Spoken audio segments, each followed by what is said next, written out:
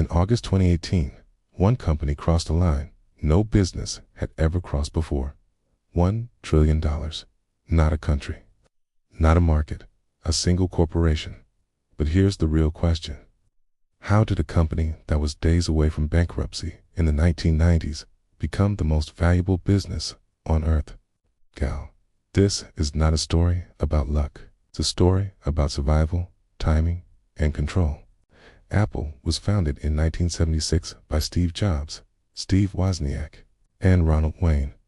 The idea was simple: build personal computers for ordinary people. Early success came fast. The Apple II sold millions. In 1980, Apple went public and instantly became a symbol of the tech boom. But success created pressure. Competition intensified. IBM entered the market.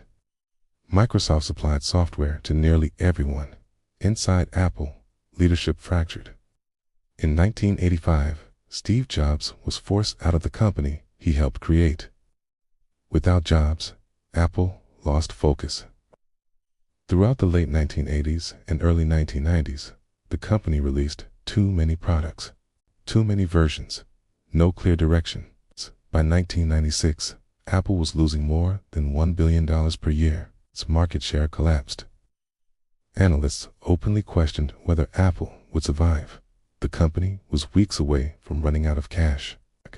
In 1997, Apple made a critical move, acquired a small, struggling software company called Nex. With that deal, Steve Jobs returned.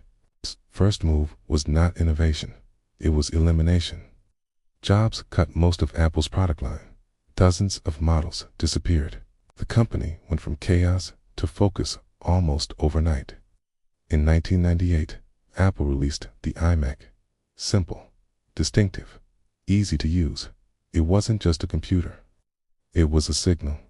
Apple stopped competing on price. It began competing on experience. In 2001, Apple launched the iPod.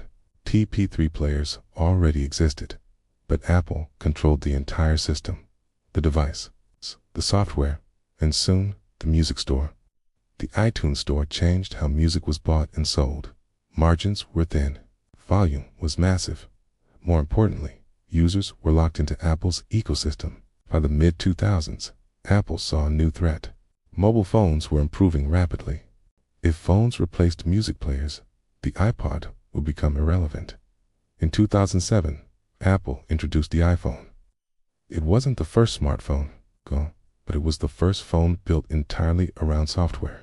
A touchscreen interface, no physical keyboard, full internet access. The iPhone was expensive, risky, unproven, but it solved multiple problems at once. It replaced the iPod, created a new computing platform, and placed Apple at the center of daily digital life. In 2008, Apple launched the App Store. Developers built the apps. Apple controlled distribution, and Apple took a percentage of every transaction. This was not just a product. It was a system. Apple had shifted from selling devices to owning the environment those devices depended on. Growth exploded, but risk followed. In 2011, Steve Jobs died. Markets questioned whether Apple could survive without its visionary leader. At the same time, Apple became increasingly dependent on a single product, the iPhone. By the mid-2010s, more than 60% of Apple's revenue came from it. Smartphone markets matured. Upgrades slowed. Growth decelerated. In 2016, Apple reported its first revenue decline in over a decade. The stock dropped sharply. Critics claimed innovation was over. Margins were tightening.